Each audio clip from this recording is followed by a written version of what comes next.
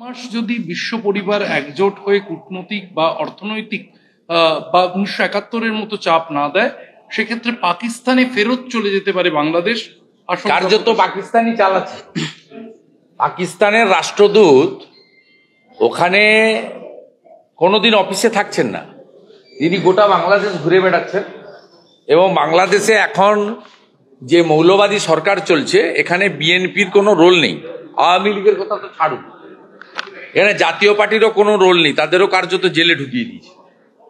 জামাতের লোকরা চালাচ্ছে, যারা 71-এ পাকিস্তানের সমর্থক ছিলেন। আর জামাতের দলীয় কার্যালয়ে পাকিস্তানের রাষ্ট্রদূত প্রতিদিনই আসছে, সব ব্যাপারে ইন্টারফেয়ার করছে।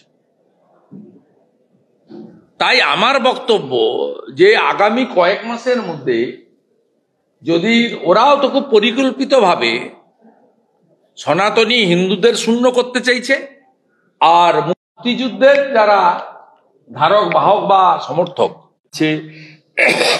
বর্ডার গার্ড থেকে বাদ দিচ্ছে, শিক্ষা দপ্তর থেকে বাদ দিচ্ছে, সরকারি দপ্তর থেকে বাদ দিচ্ছে, বিভিন্ন কমিটি থেকে বাদ দিচ্ছে, এমনকি বিভিন্ন যে ভাস্কর্য আছে, মূর্তি আছে, স্মৃতিচিহ্ন আছে, সব মুছে ফেলছে। শুধু বঙ্গবন্ধু মুজিবুর রহমান নয়, রবীন্দ্রনাথ ঠাকুরের কোনো মূর্তি এই মুহূর্তে বাংলাদেশে নেই। এই মুহূর্তে বাংলাদেশে কিচ্ছু নেই। চট্টগ্রামে গান্ধীজি গেছিলেন, তার স্মারক ধ্বংস করে দেওয়া হয়েছে। প্রাক্তন প্রধানমন্ত্রী ইন্দিরা গান্ধীর নামে একটা লাইব্রেরি ছিল, যে ইন্দিরা গান্ধীর প্রধানমন্ত্রী হিসেবে তার ভূমিকা ছিল, অস্বীকার করতে পারবেন না 71-এ। সেই ইন্দিরা গান্ধীর নামে লাইব্রেরিটাও ভেঙে দেওয়া হয়েছে, ইন্দিরা গান্ধীর নাম মূর্তি করা হয়েছে। এই যে শক্তি, এই তো ভয়ঙ্কর শক্তি।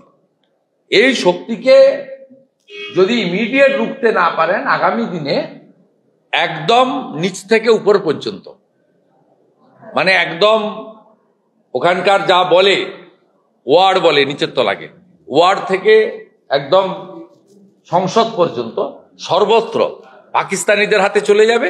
এবং ওয়ান ফাইন মর্নিং হয়তো বাংলাদেশের পার্লামেন্ট ঘোষণা করবে যে আমরা আমাদের, ওরা এমনিতেই বলছে 71 বলে কিছু নেই, বলবে বিভাজনটা ভুল ছিল, আমরা সংযুক্তিকরণ চাইলাম। সেই আশঙ্কা থেকে, এবং তার যে লজিক আছে, যুক্তি দিয়ে আমি কথাগুলো বলেছি। আমাদের ভিডিও ভালো লাগলে লাইক এবং শেয়ার করুন, কমেন্ট সেকশনে গিয়ে জানান আপনাদের মতামত। আরও ভিডিও পেতে আমাদের চ্যানেল সাবস্ক্রাইব করুন এবং প্রতি মুহূর্তে খবরের আপডেট পেতে প্রেস করুন বেল আইকন।